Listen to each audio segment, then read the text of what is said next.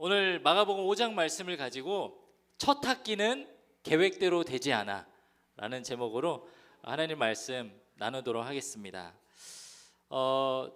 제 지난주 수목금 가족여행을 다녀왔는데요, 그 여행을 가는 중간에 저희 딸에게서 굉장히 듣기 좋은 노랫말을 들었습니다. 아빠, 첫 만남은 계획대로 되지 않아 라는 노랫말이었어요. 첫 만남은 너무 어려워 계획대로 되는 게 없어서. 첫 만남은 너무 어려워 내 이름은 말야. 네, 이런 노래가 있더라고요. 그래서 이게 뭐냐, 이게 무슨 노래냐 그랬더니 신실한 저의 친구, 신실한 저의 동역자 김가을 사모님께서 친절하게 설명을 해주셨습니다. 세븐틴 그룹과 뭐 비슷한 그 라인의 이런 그룹이면서 어떻게 투어스를 모르냐, 네가 그러고도 청소년 사역자냐 하면서 막 저를 정죄하면서 뮤비를 친히 보여주시고 이 상큼한 아이들을 봐라. 여러분 놀라겠지만 저희 아내는 지금껏 결혼해서 지금까지 10여 년 동안 살면서 한 번도 저한테 잘생겼단 말을 한 적이 없어요. 그러니까 굉장히 그 미의 기준이 높은 사람이에요. 일단 가장 그 기준이 되는, 근간이 되는 기준이 일단은 공의하고 현빈이에요. 그러니까 저는 탈락이죠. 예. 근데 이 가사를 보니까 되게 은혜가 되더라고요. 첫 만남은 너무 어려워 계획대로 되는 게 없어서 어렵다라는 이 말이 별거 아닌 말 같은데 마흔이 넘은 어른한테도 되게 이렇게 적용이 되는 말이었던 것 같아요. 첫 학기, 그리고 이제 우리 고등학교 1학년 되는 친구들은 학교를 아예 바뀌는 거니까 첫 고등학교, 또 우리 1, 2, 3학년 공통적이긴 하지만 어쨌든 학년이 진급하면서 클래스가 바뀌니까 이제 또 다른 친구들, 처음 만나는 선생님, 친구들, 그 교실의 분위기, 이런 것들을 다 적응해야 되는 그런 두려움들이 있죠. 목사님도 그 처음 학교 다닐 때부터 학교 다니는 것이 굉장히 불편하고 어려운 사람 중에 하나였어요. 왜냐하면 저는 MBTI가 ISTP인데 그 I하고 E가 거의 0점이에요. 그래서 I였다가 E였다가 왔다 갔다 하는데 굉장히 내성적이고 낯을 많이 가리는 성격이었어요. 그래서 저는 그 국민학교로 입학해서 국민학교를 졸업한 마지막 그 세대거든요.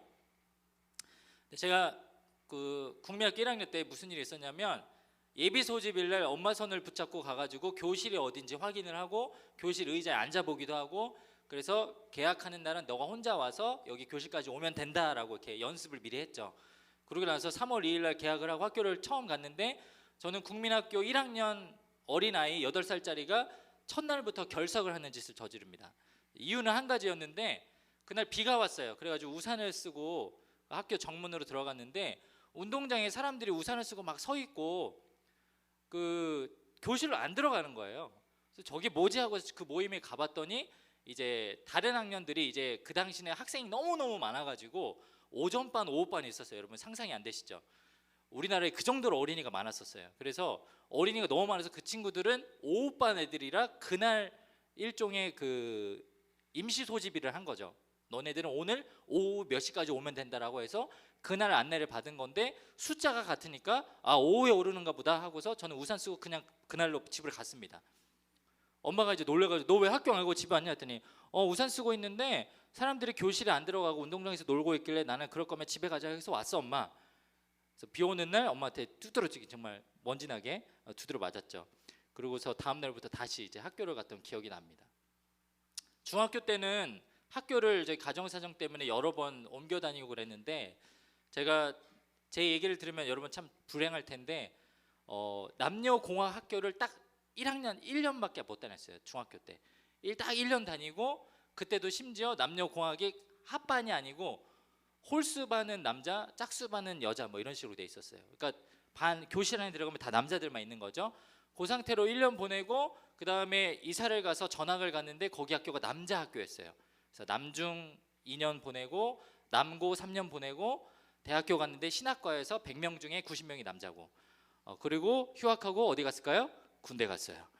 여러분 제 인생은 남자들만 있는 그 남성의 밭에 이렇게 어울려져 있었죠. 근데 처음에 그 전학 가가지고 중학교 때 무슨 일이 있었냐면, 이제 제가 2학년 10반인가로 배정을 받았는데 교실이 어딘지 모르겠는 거예요. 그래가지고 앞에 있는 친구한테 이렇게 어깨를 두드리면서 야 2학년 10반 어디야라고 물어봤어요. 근데 앞불사 그 친구가 아니고 3학년 형이었던 거죠. 그래서 어디 한 살 어린 자식이 나한테 감히 반말을 해라고 하면서 친절하게 이 18번째 자식아, 이 10번째 자식아, 이 정신이 좀 아픈 친구야라고 하면서 막 쌍욕을 날리더니 갑자기 정광석과 같이 뭐가 팍 맞는 거예요. 그래서 제가 뺨을 맞았어요. 그런데 잘못 맞아가지고 기가 옹옹거리는 거예요. 그래서 전화 와서 학교 간 첫날 학교 폭력을 당하고 자리에 앉아가지고 수업을 들었던 그런 기억이 납니다. 뭐든지 처음이라는 것은 마음대로 되지 않고 어렵고 두려운 일들이 참 많이 있던 것 같아요. 그래서 여러분들이 이제 다음 주면 개학을 하고 학교를 가는데 뭐 여러 가지 기대와 설렘도 있겠죠. 새로운 친구들, 또 좋은 선생님을 만나고 내가 고등학생이 된다는 그런 기대도 있겠지만 반면에 많은 걱정과 염려도 있을 것입니다. 근데 오늘 말씀에 보면 사실 우리하고는 비교할 수 없을 만큼 큰 걱정과 근심에 둘러싸여 있었던 두 사람이 나오는데 그 두 사람이 예수님을 만나는 한 사건만으로도 완전히 극적으로 변화되는 놀라운 일들이 일어나요. 저는 이 말씀을 보면서 왜 새학기를 맞이하는 우리 아이들한테 이 마가복음 5장의 말씀을 설교하러 이 본문을 주셨을까? 니네들이 기도로 준비하면 학교에 가면 이렇게 놀라운 일들이 생기고 변화가 일어나고 기대가 있고 기적 같은 일이 일어날 거라는 축복을 하라는 말씀이신가? 아니면 우리 가운데 두려움이 있지만 그럼에도 불구하고 예수님을 바라보듯이 우리가 끝까지 믿음을 지켜야 하는 것인가? 말씀을 해석하고 묵상하다가 불현듯 우리에게 이런 말씀을 주시는 것 같았습니다. 우리는 여전히 두렵고 염려가 가득하지만 그리스도인은 예수님을 끝까지 바라보면 마침내 승리할 수 있다는 거예요. 여러분의 새 학기가 3월 한 달 동안은 정말 죽을 마실 수 있어요. 혹은 여러분의 한 학기가 통째로 정말 날려버리고 싶은 최악의 한 학기를 보낼 수도 있습니다. 그러나 오늘 하나님 말씀을 읽어보면 그럼에도 불구하고 끝까지 예수님을 신뢰하고 붙잡았던 두 사람의 모습을 보면 마침내 하나님께서는 우리 삶을 가장 선하게 인도하시는 것을 볼 수 있게 됩니다. 오늘 이 마가복음 5장 말씀을 통해서 특별히 이 본문의 주인공인 회당장 야이로와 12해 동안 혈루증을 앓았던 이 여인의 이야기를 통해서 이번 새학기 우리 삶 가운데 하나님이 부어주시는 큰 은혜를 경험하는 우리 고등마을 모두가 되기를 주님의 이름으로 축복합니다. 우리 새학기를 시작하면서 오늘 본문에 나오는 두 사람처럼 우리가 깊은 은혜를 경험하기 위해서 어떻게 해야 할까? 첫 번째로 우리는 인내해야 돼요. 한번 따라해 보겠습니다. 인내. 오늘 말씀 35절 말씀에 보니까 이렇게 기록이 되어 있어요. 아직 예수께서 말씀하실 때에 회당장의 집에서 사람들이 와서 회당장에게 이르되 당신의 딸이 죽었나이다. 어찌하여 선생을 더 괴롭게 하나이까? 이렇게 기록되어 있습니다. 이 마가복음 5장은 어떤 내용이 기록이 되어 있냐면 우리 지난주에 설교했던 대로 예수님이 계속해서 사람들을 고치고 병 고치고 그다음에 낫게 하시고 귀신 내쫓고 이런 예수님이 돌아다니시면서 많은 은사들을 베푸르셨던 그 기록들이 담겨져 있는 내용이에요. 그런데 오늘 이 5장에는 특별히 다른 성경과는 다르게 딱 두 사람의 이야기만 굉장히 많은 내용을 꾹꾹 눌러 담아서 기록을 했어요. 그래서 말씀에 오늘 21절 22절을 보면 처음에 예수님께서 어느 거라사인의 지역에 있다가 이 두 사람을 만나기 위해서 한 지역으로 넘어오십니다. 배를 타고 오세요. 얼마나 주변에 사람들이 많았냐면 말씀을 보면 많은 사람들이 예수님 주위에 몰려들었습니다. 그래서 예수님께서 호숫가에 계셨습니다 라는 말씀이 나와요. 이게 어떤 뜻을 여러분 해석하면 되냐면 사람이 배에서 내리면 어디로 가야 돼요? 육지로 가야죠. 근데 배에서 내렸는데 이 개역개정 성경에 보면 바닷가라는 표현을 쓰거든요. 여전히 모래사장이 서 있는 거예요. 배에서 내리자마자 수없이 많은 사람들이 모여들어서 예수님 저도 고쳐주세요, 저도 고쳐주세요, 저도 먹여주세요, 저도 고쳐, 이런 요구를 하는 일들이 굉장히 많았다라는 거죠. 그 중에 한 사람이 찾아옵니다. 오늘 22절에 보면 야이로라고 이름하는 어떤 회당장이 예수님을 찾아왔습니다 라고 기록되어 있어요. 그리고 22절에 보면 그가 예수님의 발 앞에 어떤 행위를 했다라고 하죠? 엎드렸다라고 나옵니다. 여러분, 이 회당장이라고 해서 이 사람의 직분을 알려주고 있는데 이 회당장이라고 하는 이 직분은 종교 지도자 중에 하나입니다. 요즘 우리나라에서는 가장 사회적으로 잘 나가는 사람이 정치인이거나 뭐 기업가겠죠. 근데 그 당시는 어떤 사람이었냐면 정치인들보다 더 위에 있는 사람이 있었는데 그 집단이 어디였냐면 종교 지도자들이었어요. 그리고 종교 지도자들 중에 한 부류인 회당장이라는 직업을 가지고 있는 사람이 예수님 앞에 나가온 거예요. 그런데 이 보통 종교 지도자들은 대부분 예수님을 감시하고 괴롭히고 미워하는 부류의 사람이었는데 어찌된 영문인지 오늘 이 사람은 성경에 보니까 어떻게 했다 그러죠? 엎드려졌다라고 합니다. 예수님 발 앞에 무릎을 꿇고 엎드렸다라고 성경이 이야기해요. 어떤 이유에서 그랬을까? 23절을 보십시오. 예수님께 거듭해서 간청했습니다. 제 어린 딸이 죽어가고 있습니다. 제발 오셔서 그 아이에게 손을 얹어 주십시오. 그러면 건강해지고 살아날 것입니다. 네, 지금 뭐 때문에 예수님 앞에 엎드린 거예요? 자기 딸이 지금 죽을 병에 걸린 거예요. 이 누가복음 말씀에 보면 이 야이로의 딸에 대한 설명이 나오는데 무남동녀였다라고 나와요. 하나밖에 없는 딸이 12살 정도밖에 안 된 딸이 지금 죽을 병에 걸렸다고 해서 자기가 다른 사람들을 다 무시하고 손가락질하는 예수님 앞에 와서 엎드려진 겁니다. 지금 응급 상황이에요. 여러분, 제가 자녀를 키우지만 아이가 고열만 올라도 속이 타들어가는 게 부모 마음인데 의술이 발달하지 않는 이 시기에 호흡이 막 가파르고 언제라도 금방 죽을 것 같은 그 딸아이를 둔 이 아버지의 심정이 얼마나 절실했었겠습니까? 그래서 예수님이 어떻게 하셨을까요? 여러분이 잘 아는 대로 야이로 회당장의 집에 찾아갑니다. 그리고 그 딸아이를 살려주시는 기적을 행하시죠. 문제는 오늘 이 본문을 읽어보면 그냥 우리는 해피엔딩으로 끝났기 때문에 어렸을 때 주일학교 다니면서 이 말씀을 읽으면 아 그래, 예수님이 이 회당장을 불쌍히 여기셔서 그 소녀를 살려주셨지, 죽은 자도 살리시는 게 예수님의 능력이지라고 우리는 믿고 끝이 나는데 오늘 말씀을 잘 들여다보면 사실 그렇게 기쁜 일만 있는 것이 아니에요. 상황을 뒤돌아보면, 그리고 앞뒤 상황을 다시 한번 정확하게 분석을 해보면 절대로 이 야이로 회당장은 쉽고 편안한 상황이 아니었던 것을 알 수가 있습니다. 오늘 본문이 21절부터 43절까지 이어지는데 21절에서는 회당장이라는 이 사람을 만나다가 중간에 생뚱맞게 또 다른 한 여인을 만나요. 그 여인이 12해 동안 혈루증 앓았던 여인이에요. 그래서 이게 마치 옴니버스처럼 이야기 두 개가 각각 있는 것이 아니고 드라마가 원테이크로 뭘 찍는 것처럼 이 야이로 회당장의 이야기를 듣고 이 딸을 고치러 가는 중간에 다른 여인들을 만나고 또 다른 사람들을 만나고 이런 이야기들이 이 연결선상에서 계속 지속되고 있는 것입니다. 여러분이 회당장 야이로면 지금 여러분의 솔직한 마음은 어떠겠어요? 예수님한테 재촉하고 싶겠죠. 예수님, 제 딸이 지금 죽어가고 있어요. 한시가 급합니다. 조금 빨리 가시죠. 제가 말이라도 구해올까요? 이런 말을 하고 싶겠죠. 근데 예수님이 생각처럼 따라주지 않아요. 가는 동안 자기한테 찾아와서 이것저것 요구하는 사람들 이야기도 들어주시고 오늘 성경에 여러 가지는 다 생략되고 12일 동안 혈루증을 앓았던 한 여인의 이야기만 나오지만 그 여인이 옷을 만져서 병고침을 낫고 그냥 끝이 났는데도 이 옷 만진 사람 누구냐 막 찾기도 하고 시간이 너무너무 지납니다. 5장 24절에 보면 예수님께서 그와 함께 가셨습니다. 그런데 많은 사람들이 예수님을 애워싸고 밀며 따라왔다라고 나와요.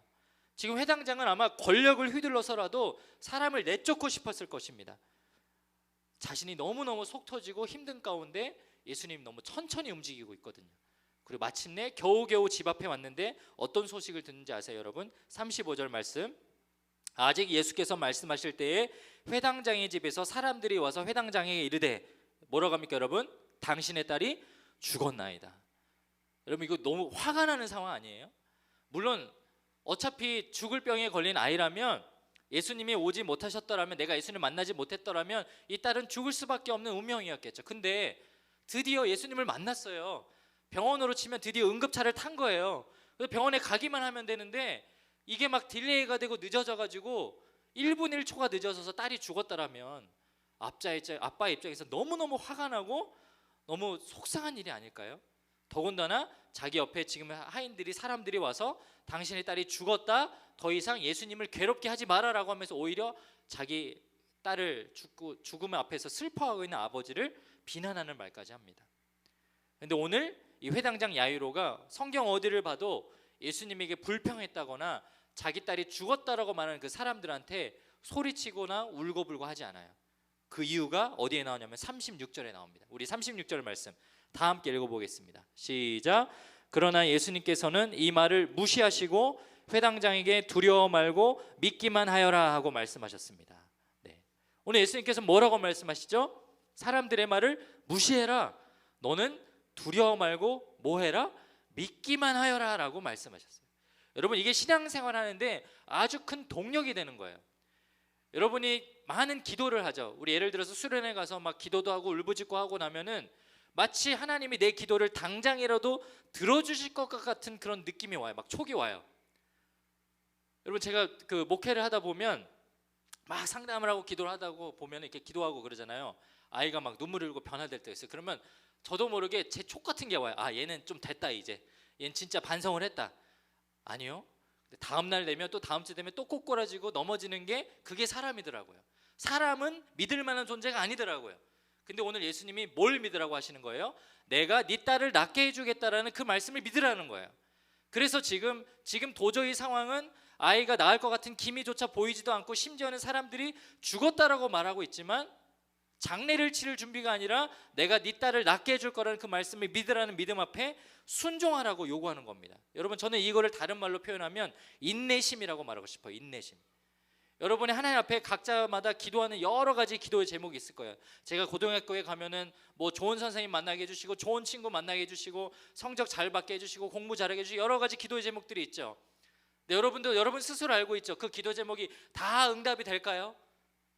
정확하게는 다 응답이 되지만 응답하는 거는 하나님의 뜻에 달려 있죠.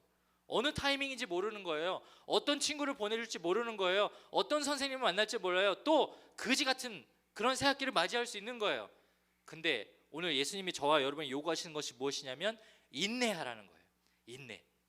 상황과 환경이 좋아지지 않아도 이것이 좋아지게 해달라는 기도도 필요하지만 더 중요한 기도의 제목이 있다면 그냥 버틸 수 있는 기도를 여러분이 해야 한다는 것입니다. 왜냐하면 여러분이 살아가는 이 환경은 지금은 고작 학교를 위해서 기도하고 선생님을 위해서 기도하고 친구를 위해서 성적을 위해서 기도하지만 여러분이 나이를 먹어가면 먹어갈수록 기도할 제목이 너무너무 많거든요. 너무 많은 두려움과 염려와 시험을 만나거든요. 근데 그때마다 이거 고쳐주세요, 이거 낫게 해주세요, 이거 잘되게 해주세요 라는 기도를 하는 사람은 지치고 절망할 수밖에 없어요. 그런데 하나님, 저 버티게 해주세요, 저 이거를 이겨낼 수 있는 힘을 주세요, 인내심을 주세요 라고 기도하는 사람은 정말로 그 상황과 환경을 뛰어넘을 수 있다는 것입니다. 사랑하는 여러분, 여러분의 새학기가 여러분이 바라는 좋은 환경만을 위해서 기도하는 것이 아니라 여러분 마음밭이 흔들리지 않고 지켜내고 끝까지 버틸 수 있는 인내심을 가지는 여러분의 1학기가 될 수 있기를 주의 이름으로 축복합니다. 두 번째로, 우리 이번 새학기에 깊은 은혜를 경험하기 위해선 어떻게 해야 할까요? 우리는 지속적인 간절함으로 가득 차 있어야 됩니다. 한번 따라해 보겠습니다. 간절함. 네. 오늘 이 야이로라는 회당장을 만나서 그 딸을 고쳐주시는 그 놀라운 기적을 베푸는 사이에 한 여인을 만났다라고 했죠. 12해 동안 혈루증 앓았던 그 여인을 만납니다. 오늘 28절에 보면 그 여인이 예수님을 만나러 갔을 때 어떤 마음가짐으로 갔는지 28절에 이렇게 기록되어 있어요. 이는 내가 그의 옷에만 손을 대어도 구원을 받으리라 생각함일로라. 우리가 잘 아는 그 여인은요, 처음부터 예수님을 만나서 예수님한테 어떤 조언을 듣고 뭐 예수님한테 안수기도를 받고 혹은 예수님을 자기 집에 초대하고 뭐 이런 대단한 일을 계획한 사람이 아니었어요. 어떻게 보면 우리가 봤을 땐 되게 하찮은 일, 어떻게 보면 되게 미신적인 일, 그냥 그 옷자락 한 번만 만져도 나는 구원받을 거야 라는 생각을 가지고 의도를 가지고 예수님을 만났습니다. 오늘 그에 대한 설명을 어떻게 하냐면 마가복음 5장 25절 26절에 12년 동안 혈루증을 앓아온 여자가 있었습니다. 그는 여러 의사에게 보이면서 고생을 했습니다. 그러나 가진 돈만 다 써버리고 효과는 없었습니다. 오히려 병이 더 심해져 갈 뿐이었습니다. 이 여인에 대한 소개를 할 때 이 여인이 몇 살인지 나이를 알려주지는 않지만 12년 동안 혈루증을 앓았다라고 나옵니다. 지금으로 치면은 이 혈루증이라는 병이 어떤 병이냐면 자기가 월경을 할 시기가 아닌데도 계속해서 하혈을 하는 거예요. 이 병을 낫고자 해서 의사들을 찾아갔지만 낫지도 않고 가진 돈만 다 썼다고 나옵니다. 자기가 벌었던 모든 돈을 다 털어서 자기 병을 고치려고 했지만 빚더미에 앉은 거예요. 그리고 최악은 심지어 병이 더 심해져 갔다라고 이야기하죠. 근데 문제는 이 유대 사회에서 이 하혈하는, 이 혈루증을 앓는다, 몸에서 피가 난다, 이런 병은요 다 부정하다라는 취급을 받았어요. 이 그림 내려주세요. 이 몸의 병세 때문에 자기가 혼자서도 건강 때문에 힘든 일도 있지만 이 병 때문에 더 어렵고 힘든 일이 뭐냐면 왕따 당하는 거예요. 고립되는 겁니다. 이 유대인 사회에서 율법에 의하면 몸에서 피가 나는 사람은 부정하다라고 해서 집 밖으로 나와서도 안 되고 사람하고도 접촉해서도 안 되고 심지어는 물건도 만지면 안 되는 그런 병이었거든요. 레위기 15장에 보면은 이런 율법이 기록되어 있어요. 여자가 월경을 하는 때가 아닌데도 몸에서 피가 계속 나거나 월경이 다 끝났는데도 몸에서 계속 피가 나면 그 여자는 피가 나는 동안 부정할 것이다 라고 기록되어 있습니다. 그래서 레위기 15장을 계속 읽어보면 어떤 말이 나오냐면 그 부정한 여인이 누웠던 침대도 부정하고, 부정한 여인이 만졌던 그릇도 부정하고, 부정한 여인이 가족이랑 같이 살 수도 있잖아요. 같이 사는 가족도 부정해서 그 가족도 나오면 안 된다라고 법에 기록되어 있어요. 그러니까 이 사람이 하루 이틀도 아니고 12년 동안 이 병을 앓았으면 주변에 사람이 있었겠어요? 없었겠어요? 다 떨어져 나갔겠죠. 가족들도 떠나가고 주변에 친구들도 없고 자기 도와줄 사람 아무도 없어서 심지어는 그 동네에 12년 동안 혈루증을 앓았으니 소문은 날대로 나서 도저히 그 지역에서 살 수도 없을 만큼 수치스럽고 힘들게 사는 그 여인이 이 사람의 삶이었다라는 것입니다. 그런데 드디어 소문으로만 듣던 예수님이 자기 지역을 지나간다는 이야기를 듣는 거예요. 드디어 예수님을 만날 수 있는 기회가 찾아와서 용기를 냅니다. 마가복음 5장 27절, 예수의 소문을 듣고 무리 가운데 끼어 뒤로 와서 그의 옷에 손을 대니. 여러분, 이 뒤로 왔다라는 이 표현을 보면 이 사람의 감정을 지금 여러분 이해할 수 있지 않아요?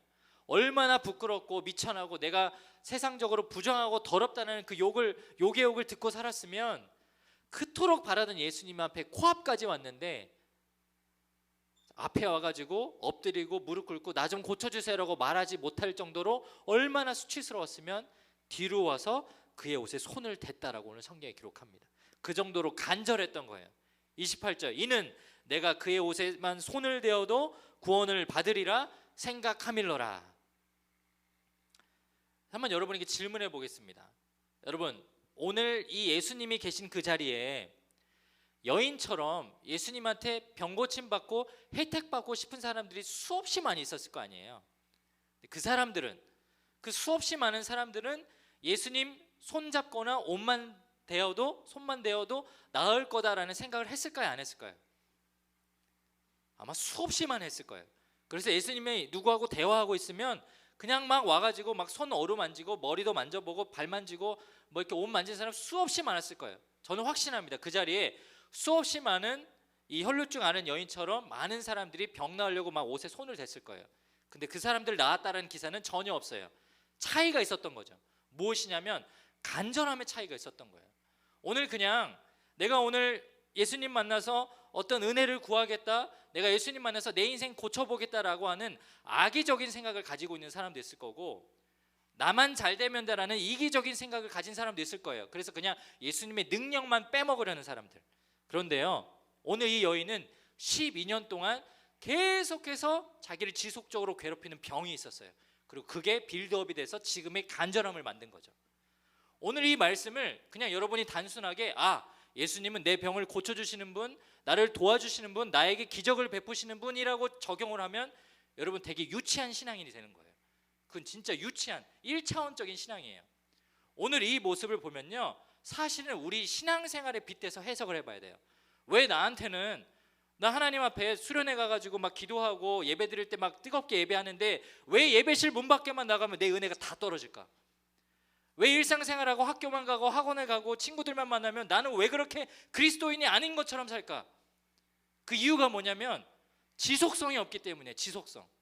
이 여인은 12년 동안 온갖 일들을 다 해보고 성경에 기록되어 있지 않지만 예수라는 그 사람을 만나기 위해서, 예수님을 통해서 구원받기 위해서 수없이 많은 간절함이 있었어요. 그리고 병 때문에라도 그게 지속이 됐어요. 근데 저와 여러분은요, 이상하게 주일만 끝나고 나면, 예배만 끝나고 나면 귀에 이어폰 꽂고 학원 가서 공부할 생각하고 친구 만나서 막 내가 즐거운 거 하고 내 눈과 손과 귀의 마음에 내가 좋은 것들만 하니까 지속성이 빵이 되는 거죠. 은혜를 지키고 싶은 마음이 다 빵이 되는데 어떻게 간절함이 생겨요? 간절함이 다 가짜로 가지고 왔는데 여기서 어떤 은혜를 받아요? 당연히 못 받는 거예요. 그는 목사라고 해서 저도 예외가 없어요. 저도 제 신앙을 지키려고 하고 제 영성을 가꾸려고 하는 노력이 없잖아요. 저는 그냥 설교하는 기계죠. 목회라는 일을 하는 직업을 가진 사꾼이죠. 문제는 우리 여러분의 마음과 삶 가운데 정말 하나님께서 주시는 부어주신 은혜를 사모하는 마음, 그 간절함을 가지려면 지속적인 노력이 필요하다라는 거예요. 오늘 그래서 예수님께서 이 딸한테, 이 연륜 중 알았던 여인한테 뭐라고 고백하는 줄 아십니까? 예수께서 이르실 때 딸아 네 믿음이 너를 구원하였으니 평안히 가라 라고 말씀하세요. 참 신기하게도 예수님은 네가 드디어 병이 나았다, 네가 나를 만났으니 내 옷을 만졌으니 그 간절함으로 네가 병이 나았다라고 말씀하시지 않으시죠? 오늘 뭐라고 말씀하십니까? 네가 구원받았다라고 말씀하십니다. 오늘 이 여인은 자기 죄의 문제를 가지고 내가 구원받기 위해서 예수님을 만나러 온 건 아니지만 지속적으로 예수님을 만나고자 하는 그 갈망이 있었기 때문에, 갈급함이 있었기 때문에 그 마음을 헤아려 주시고 고쳐 주셨다는 거예요. 그 간절함이 있기 위해서 우리는 지속적인 노력이 필요하다는 것입니다. 마지막으로 한 가지 이야기를 들려드리고 오늘 말씀을 마치려고 합니다. 목사님이 우리 청소년지구 사역을 이제 15년째 하면서 지금은 한 주에도 2번씩 혹은 뭐 주중에 하는 예배까지 하면은 많게는 뭐 4-5번씩 설교를 합니다.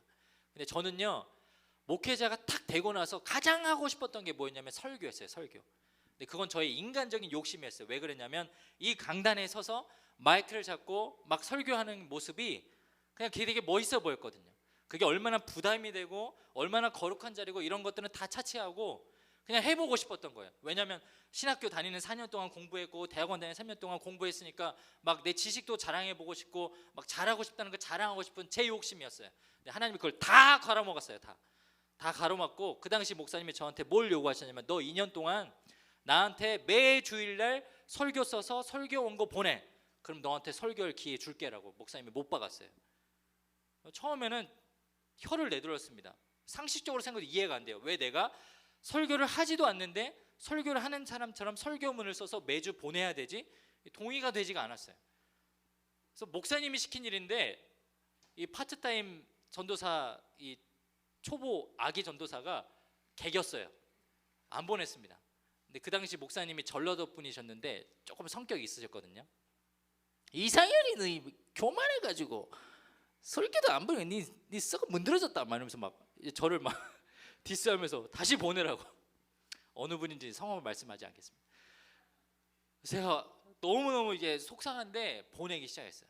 하루, 한 달, 한 주, 한 학기, 2학기, 1년을 보냈는데 정말 그래도 한 번은 시켜주시겠지. 진짜 한 번은 안 시켜주는 거예요. 한 번을. 근데 나중에 설교문을 계속 쓰다가 오기가 나기도 하고 그리고 막 이렇게 열심히 준비한 거를 내가 설교하지 못한다는 그 안타까움과 속상함이 막 차올랐을 때쯤 저게 굉장히 기이한 일을 경험을 합니다. 그게 뭐였냐면 토요일 밤 늦게까지 저는 다음날 설교하는 사람도 아니에요.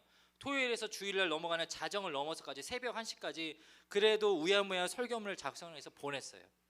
그리고 나서 주일날 설교 말씀을 듣는데 그 메시지를 제가 보낸 거를 목사님이 제가 새벽에 보냈으니까 확인도 안 해주셨어요. 그리고 목사님은 주일날 당연히 자기 주일 설교 가지고 설교를 하시겠죠. 그런데 제가 항상 본문은 동일한 본문으로 목사님이 설교하는 본문과 스케줄이 다 똑같았기 때문에 동일한 본문을 설교했지만 그동안 단 한 번도 제 설교하고 목사님 설교하고 똑같았던 적이 없어요. 당연히 수준 차이가 있으니까 뭐 제 설교 도움도 안 됐겠죠. 근데 신기하게도 그날은 새벽 1시 넘어가서 늦게까지 애써가면서 내가 비록 하지도 못하는 설교지만 최선을 다해서 간절함을 가지고 지속적으로 노력을 해서 썼던 그 설교문을 마치 그 목사님이 내 설교문을 읽어주는 것 같은 똑같은 설교를 하시는 거예요. 똑같은 대지로, 똑같은 도전으로, 똑같은 성경의 맥락을 풀어가면서 설명을 하시는데 설교를 듣는 내내 마치 하나님께서 저한테 설교할 기회를 주신 것 같아서 저 혼자 그 자리에서 펑펑 울면서 말씀을 들었어요. 여러분 그게 왜 가능했을까요? 저한테 지속적인 갈급함이 있었기 때문에. 여러분 은혜는 그런 거예요. 여러분의 새학기의 삶은 그런 거예요. 내가 새학기를 준비하면서 그냥 평상시와 같이 늘 1, 2, 3학년 하던 대로 중학교 때 하던 대로 그냥 학교에 가면 여러분 또다시 무너질 거예요. 넘어질 거예요. 그러나 오늘 이 12해 동안 혈루증 앓았던 이 여인의 모습을 보십시오. 12년 동안 지속적으로 갈급함을 간직한 그 결과로 자신의 병뿐만 아니라 자신의 영혼이 구원받는 놀라운 축복을 받지 않습니까? 여러분의 새학기가, 여러분의 1년이 그렇게 될 수 있기를 주의 이름으로 축복합니다. 하나님께서 우리에게 부어주신 놀라운 은혜를 간절하게 소원하는 그 간절함으로, 그리고 무엇보다 지속적으로 인내하며 그 뜻 가운데 순종하며 노력하는 그 노력으로 우리에게 부어주신 은혜를 계속해서 경험할 수 있는 우리 고등마을 모두가 되시기를 주님의 이름으로 축복합니다. 우리 함께 기도하겠습니다. 우리 시간 들은 말씀 기억하면서 우리 함께 이 찬양 고백했으면 좋겠는데요, 우리 세상을 바라보고 내 주변을 돌아보면 의지할 것 하나 없고 넘어지고 쓰러질 것 많이 있지만 오늘 주님이 우리에게 도전하시죠. 끝까지 인내하라고, 그리고 끝까지 자기만 바라보라고 이렇게 말씀하십니다. 우리 그런 마음을 담아서 함께 부르고 싶은 찬양이 있습니다. 의지했던 모든 것 변해가고 억울한 마음은 커져가네. 부끄러움 없이 살고 싶은만 우리 주님이 아시네. 주어진 내 삶이 작게만 보여도 선하신 주 나를 이끄신 보네. 중심을 보시는 주님만 따르네. 내 평생 주님을 노래하리라. 우리 들은 말씀을 기억하며 그렇게 주님 앞에 결단하는 마음으로 우리 함께 이 찬양 고백하고 기도하겠습니다.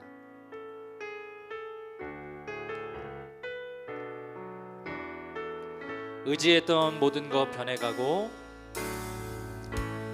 의지했던 모든 것 변해가고, 억울한 마음은 커져가네.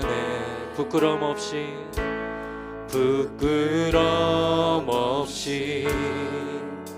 살고 싶은 마음 주님 아시네. 모든 일을 선으로 이겨내고, 모든 일을 선으로 이겨내고, 죄의 유혹을 따르지 않네. 나를 구원하신 영원한 그 사랑, 그 신근에 날 붙드시네. 주어진 내 삶이 작게만 보여도 선하신 주 나를 이끄신 보내. 중심을 보시는 주님만 따르네. 날 택하신 주만 의지해. 보이는 상황에 무너질지라도 예수 능력이 나를 붙드네. 보이지 않아도 주님만 따르네. 내 평생 주님을 노래하리라. 우리 다 함께 자리에서 일어나서 고백하겠습니다. 의지했던 모든 것 변해가고, 의지했던 모든 것 변해가고, 억울한 마음을 거저가네. 부끄럼 없이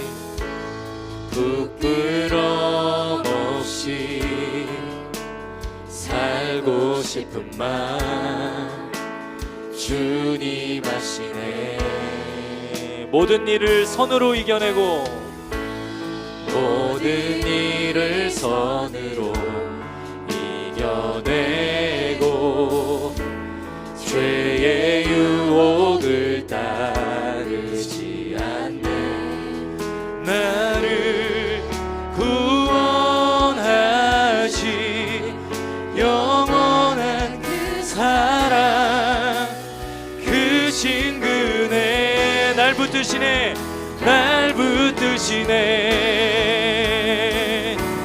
주어진 내 삶이 작게만 보여도 선하신 주 나를 이끄신 분의 중심을 보시는 주님만 따르네. 날 택하신 주만 의지해. 아멘. 보이는 상황에 무너질지라도 예수 능력이 나를 붙드네. 보이지 주님만 따르네. 주님만 따르네. 아멘. 내 평생 주님을 노래. 주어진 내 삶이 작기만 보여도, 주어진 내 삶이 작게만 보여도 선하신 주 나를. 주님이 우리 삶을 이끄십니다. 우리 새학기를 이끌어 주십니다. 아멘. 보시는 주님만 따르네. 날 택하신 주만 의지해. 보이는 상황에 무너질지라도 예수 능력이 나를 붙드네. 보이지 않아도 주님만 따르네. 내 평생 주님을 노래하리라. 여러분, 이 찬양의 가사가 여러분 정말로 여러분 믿음의 결단이 되십니까? 보이지 않아도, 내 상황이 여전히 도와지지 않아도 우리 회당장 야이로가 그랬던 것처럼 인내해야 되는 거예요. 버텨야 되는 거예요. 그리고 버티는 동안 지속적으로 은혜의 갈급함을 가질 수 있도록 노력해야 하는 거죠.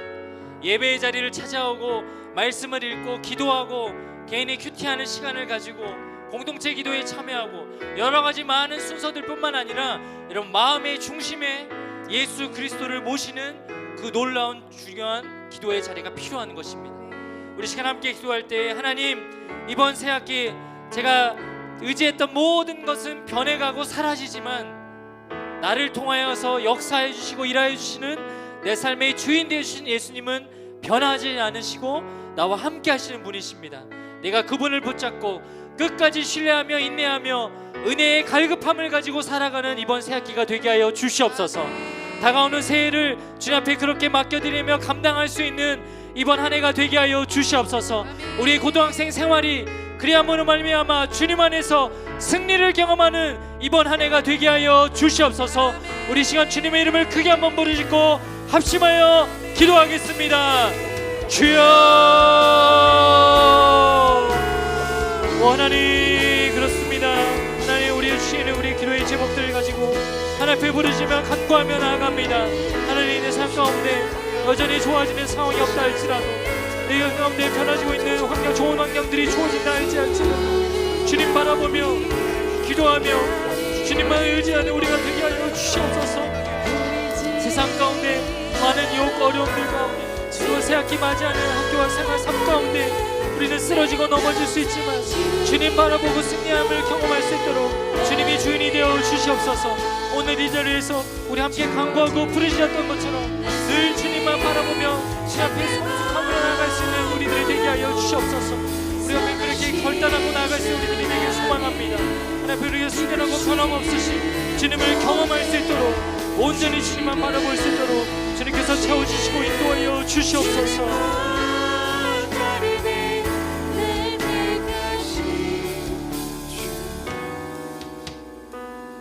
살아계신 하나님, 오늘 마가복음 5장 말씀을 통하여 우리 가운데 필요한 그 믿음의 자세를 가르쳐 주셔서 참으로 감사합니다. 먼저는 오늘 회당장 야유를 통해서 배웠던 인내를 우리가 구합니다. 주님, 상황과 환경에 내 눈으로 보이는 것에 넘어가고 실패하는 인생을 살아가는 것이 아니라 가장 선한 길로 끝까지 내 인생을 책임져 주시고 함께 해주시는 그 하나님을 의지할 수 있는 깊고 깊은 인내심을 우리에게 허락하여 주시옵소서. 또한 하나님 앞에 오늘 12해 동안 혈루증 앓았던 여인이 옷새만 만주어도 병고침을 받으리라는 그 간절함, 그 갈급함이 우리 가운데 있기를 소망합니다. 하나님, 나를 위하고 내 욕심을 바라는 그런 갈급함이 아니라 정말 하나님과 단 한순간도 떨어지고 싶지 않은 은혜를 갈구하는 거룩한 갈급함이 있게 하여 주시옵소서. 그러기 위해서 우리가 지속적으로 주님의 은혜를 구할 수 있는 자들이 되게 하여 주시고, 새학기 학업과 우리가 해야 할 일들이 많이 있지만 그럼에도 불구하고 시간을 내어서 예배를 드리고 말씀을 읽고 기도를 하며 주님이 맡겨주신 귀한 자리에 나아가 하나님을 만나는 그런 신실한 주의 자녀들이 되게 하여 주시옵소서. 그래야 마침내 올 2024년을 마무리하는 마지막 달이 되었을 때 하나님 앞에 참 성실하게 주님을 찾았노라고, 그래서 끝까지 나를 동행하시고 나를 함께 하시는 하나님의 은혜를 경험했노라고 고백할 수 있는 우리 모두가 되게 하여 주시옵소서. 이제는 우리 주 예수 그리스도의 은혜와 하나님 아버지의 극진하신 사랑하심과 성령 하나님의 역사하심 교통하심이 오늘 말씀을 통하여 하나님 앞에 깊은 인내심과 영적인 갈급함을 소원하기로 결단하는 우리 고등마을 모든 친구들 머리 위에, 또 그들과 함께 하시는 목자님들 위에, 그들의 가정과 직장과 모든 환경 위에 이제로부터 영원까지 함께 하시기를 간절히 축원하옵나이다. 아멘.